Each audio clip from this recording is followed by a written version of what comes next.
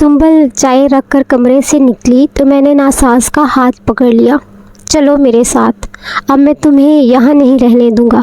दुनिया के किसी कोने में भी जहाँ तुम्हारा इलाज मुमकिन हुआ, तुम्हें वहाँ पहुँचाना अब मेरी ज़िम्मेदारी है। उठो, जल्दी करो।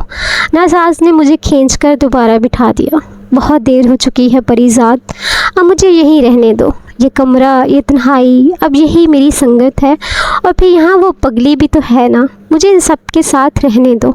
मैंने गुस्से से उसका हाथ झटक दिया। अब मैं तुम्हारी कोई बात नहीं सुनूंगा। सारी ज़िंदगी दूसरों को जीने का दर्स देते रहे और आज खुद ज़िंदगी से भाग रहे हो। ऐसा क्यों कर रहे हो मेरे यार? नासाज ने थक कर आँखें मूंद लीं। ज़िंदगी खुद मुझसे दामन छुड़ाने की फ़िक्र में है प्यारे। मैं ही ढीठों की तरह उसके दामन से लिपटा हुआ हूँ। हाँ, अब अगर मर भी जाऊँ तो कोई गम नहीं। मेरे जाने के बाद तुम सुंबल का ख्याल रखोगे ना परीज़ाद?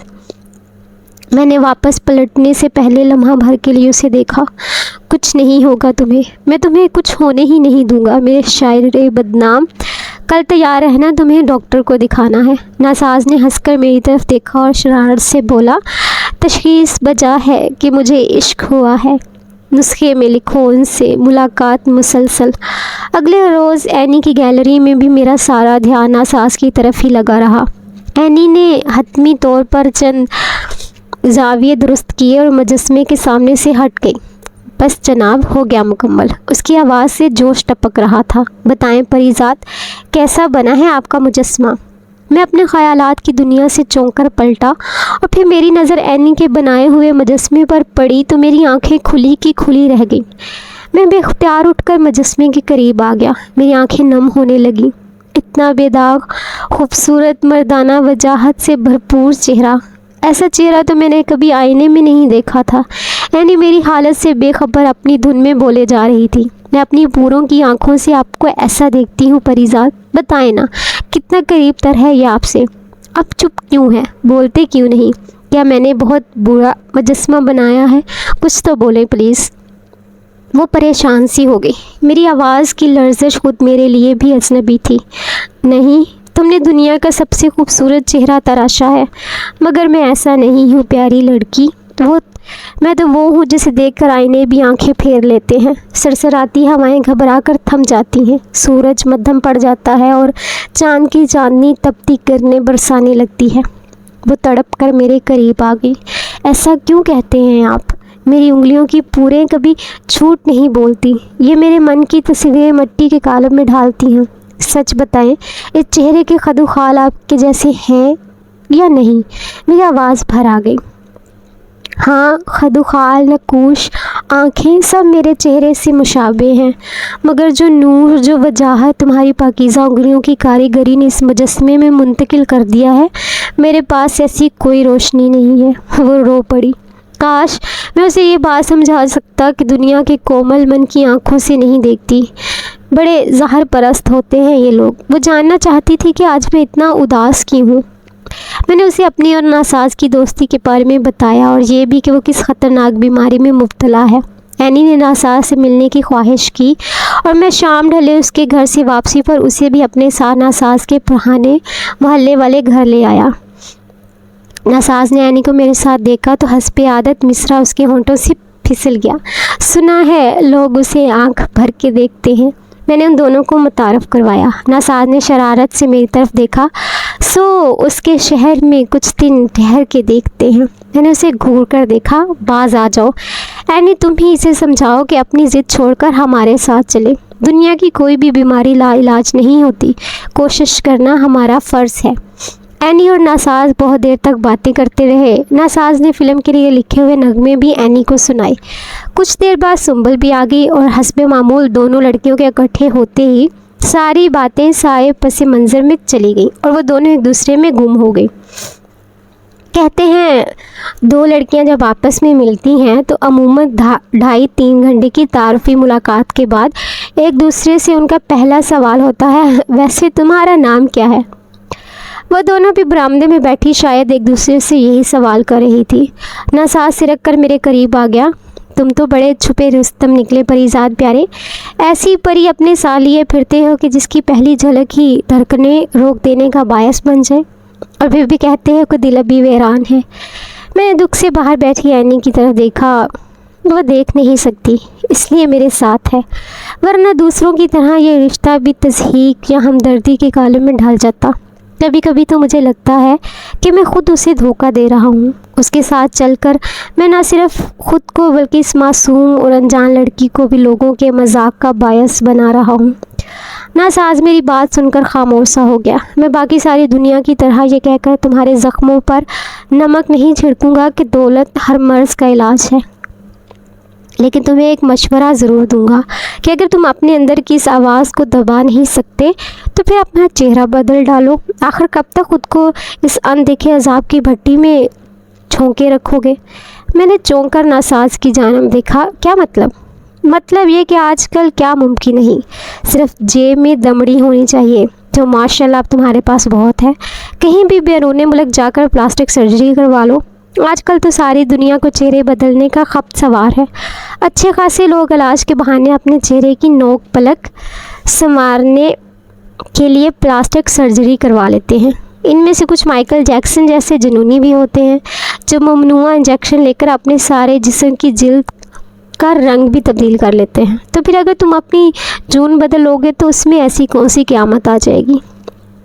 इतने में वो दोनों अंदर चली आईं और नासाज ने बात बदल दी। और रुखसत होते हुए नासाज ने ऐनी से कहा, सुनो लड़की, आज मैं तुम्हें वो बात बताता हूँ जो आज से पहले तुम्हें शायद किसी ने नहीं बताई।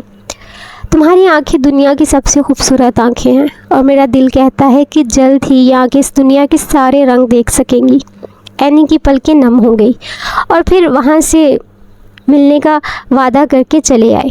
लेकिन मेरा ध्यान सारी रात नासाज की प्लास्टिक सर्जरी वाली बात में उलझा रहा। क्या ऐसा हो सकता है? पैदाइश से लेकर आज तक मुझे जिन अजाबों का सामना रहा है, वो सब उलझने, कर्ब और अजाब जो एक ही झटके में ख़त्म हो जाएंगे क्या? मगर उम्र भर की शनाख्त बदलना भी तो कुछ आसान नहीं। जो लोग इस परीज़ात को जानते हैं वो एक नए और उजले चेहरे वाले परीज़ात को कबूल करने में कितना वक्त लेंगे। सारी रात ना जाने ऐसे कितने बेसरोपा ख़यालात मेरे खाली दिमाग में खनखनाते रहे। जाने कब सुबह हुई और कब सूरज ने मेरी खिड़की के शीशों से झांक कर धूप का सलाम भेजा। दफ्तर पहुंचा तो कमाली मेरे ही इंतज़ार में बैठा हुआ था। उसने छूटते ही शिकवा किया, ये क्या सर जी, आपने इतनी बड़ी फ़िल्म शुरू कर दी और मुझे खबर भी नहीं होने दी। कमाली के हाथ में सुबह का अखबार देखकर मैंने एक गहरी सांस ली तो ये खबर छप गई। अखबार वाले जाने इतनी जल्दी कैसे उड़ती चिड़िया के पर गिन लेते हैं, अभी तो सिर्फ मंसूबा ही बनाया था। कमाली ने जोश में अंदरूनी सफ़ा खोला। शाहपारा बेगम का पूरा इंटरव्यू छपा है सर, सारी फिल्म इंडस्ट्री हिलाकर रख दी है आपने। कभी मुझे भी बहुत शौक़ था फिल्मों में काम करने का, मगर अब तो फ़िल्म देखने की मोहलत भी नहीं मिलती। मैं किसी और ख्याल में गुम बैठा था। कमाली अपनी धुन में बोले गया, इस दिन आपने मुझसे पूछा था ना सर कि शादी के इतने सालों बाद बच्चों और घर बार के मसाइल के हजूम में हमारी मोहब्बत कहाँ खो जाती है। बात सिर्फ मोहब्बत की नहीं है, हम वक्त के साथ साथ अपने दिल की बाकी हसरतें और ख्वाहिशें भी मट्टी कर देते हैं इसी गमे दौरान की आंधी में। अब यही फ़िल्म एक्टर बनने वाली ख्वाहिश ही ले ले मेरी। काश मैं शादी के चक्कर में उस आरज़ू का गला ना घोंटता। कमाली बाकायदा गमगीन हो गया। मैंने गौर से उसकी तरफ देखा। जानते हो कमाली, दुनिया का सबसे नाकाम आदमी कौन होता है? वो जो अपने माजी के किए गए फ़ैसलों को याद करके हाल में ख़ुद को कोसे। तुमने उस वक्त वही फ़ैसला किया जो तुम्हारे दिल ने बेहतर जाना। तब तुम्हारी मोहब्बत ही तुम्हारी हर खुशी का हासिल थी। अगर इस वक्त तुम फिल्म इंडस्ट्री ज्वाइन कर लेते तो शायद आज एक नामवर आर्टिस्ट कहलाते। मगर यकीन करो, अपनी मोहब्बत को खो देने की कसक तुम्हें आज ज़्यादा गमगीन रखती। जिसे तुमने पा लिया बस वही तुम्हारा नसीब है, बाकी सब शराब है। कमाली ने इस बात में सर हिलाया। शायद आप ठीक कह रहे हैं सर, मगर फिर ये पाया हुआ नसीब अपनी कशिश क्यों खो देता है? ला हासिल ही हमेशा पुरकशिश क्यों रहता है? मैं लंबी सांस भरी, शायद इसलिए कि इंसान सदा का नाशुक्रा है। और रही बात मोहब्बत की, तो हमें एक दूसरे के साथ रहते इस बात का एहसास ही नहीं होता कि कब रफ्ता रफ्ता हमारी मोहब्बत शफ़क़त में बदल जाती है। मोहब्बत नहीं रहती, एक गहरी शफ़क़त बन जाती है। कमाली ने हैरत से मेरी तरफ देखा। शफ़क़त? मैं समझा नहीं सर। ہاں کمالی، شفقت۔ ہماری محبت کہیں کھوتی نہیں ہے، بس کسی اور جذبے میں ڈھل جاتی ہے، اور ہم ساری زندگی اسی شفقت کو محبت سمجھتے ہوئے گزار دیتے ہیں۔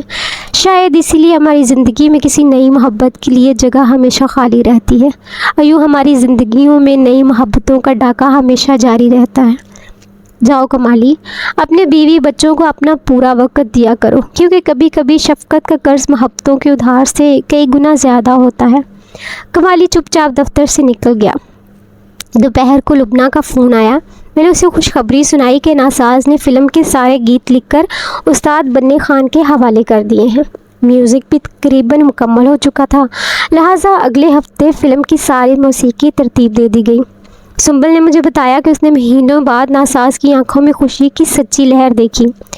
جب اس نے اپنی شاعری پر سنبل کی آواز کا جادو جگتے ہوئے سنا، لبنہ کی خواہش تھی کہ فلم کے گانے کینیڈا یا یورپ کے کسی حسین مقام پر فلم بند کیے جائیں۔ فلم کی کاسٹنگ مکمل ہو چکی تھی اور اب صرف شوٹنگ کا مرحلہ شروع ہونا باقی تھا۔ میں دن بھر غیر محسوس طور پر طب کے رسالوں اور انٹرنیٹ پر دنیا کے بہترین پلاسٹک سرجنز کی تفصیلات کھوجتا رہتا تھا۔ میرے دفتر کی الماریوں اور میز کے خفیہ دراز اب ایسی معلومات سے بھرے رہتے تھے، مگر یہ سب کچھ میں اس طرح چھپ کر رہا تھا جیسے کوئی چوری کرتا ہے۔ پہلے مجھے ہمیشہ یہ خوف اور فکر دامنیں گیر رہتی تھی کہ لوگ میری صورت کا مذاق اڑائیں گے، اور اب ایک راستہ دکھائی دیا تھا تو یہ ڈر میرے دامن سے لپٹا رہتا تھا کہ لوگ کیا کہیں گے۔ ہماری زندگی کے 90% معاملات کی الجھن بس اسی ایک جملے میں ہی تو پنہا ہے کہ زمانہ کیا کہے گا۔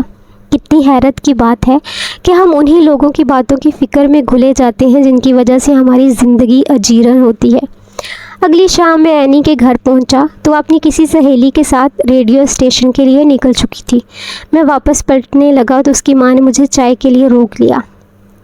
کمرے میں ہر جانب میڈیکل رپورٹس اور آنکھوں سے متعلق دنیا کے کچھ مشہور ہسپتالوں کے کتابچوں کا انبار سا لگا ہوا تھا۔ اینی کے ماں نے مجھے بتایا کہ اینی 7 سال کی عمر تک بالکل ٹھیک تھی، پھر نہ جانے کیا ہوا کہ دھیرے دھیرے اس کی بینائی جاتی رہی۔ اس وقت اینی کے ابو زندہ تھے اور انہوں نے اپنی ہر ممکن کوشش کر دیکھی، مگر اینی کی بینائی واپس نہ آ سکی۔ پھر کئی سال بعد بات یہاں تک پہنچی کہ اگر اینی کے گروپ سے مشابہت رکھتا ہوا لینس مل جائے تو اینی کی بصارت واپس آ سکتی ہے۔ اینی کی ماں نے دنیا بھر کے طبی اداروں کو اپنی بیٹی کے کیس کی تفصیلات بھجوا رکھی تھی، اور اب مہینوں سے اس جواں ہمت خاتون کا کام بس یہی تھا کہ وہ اینی کی آنکھوں کے لیے کرینے کی تلاش کے لیے دنیا بھر میں خط و کتابت کرتی رہتی تھی۔ میں نے انہیں تسلی دی کہ اللہ نے چاہا تو جلد ہی ان کی تلاش رنگ لائے گی۔ اینی کے گھر سے نکلتے وقت میرے دل کی حالت عجیب ہو رہی تھی۔ اگر اینی کی بینائی میری سرجری سے پہلے واپس آ گئی تو وہ مجھے دیکھ کر کیا سوچے گی؟ اس کے من نے میری جو شبیہ تراشی تھی وہ مجھے دیکھتے ہی وہ ایک چھناکے سے ٹوٹ کر کرچی کرچی ہو جائے گی۔ کاش اس ساری دنیا میں کسی کی آنکھیں نہ ہوتی اور ہم سب اپنی انگلیوں کی پوروں سے ایک دوسرے کو دیکھا کرتے تو کتنا اچھا ہوتا۔ مگر جہاں کاش آ جائے وہاں آخر میں صرف ایک آہ رہ جاتی ہے۔ میں نے بھی ایک لمبی آہ بھری۔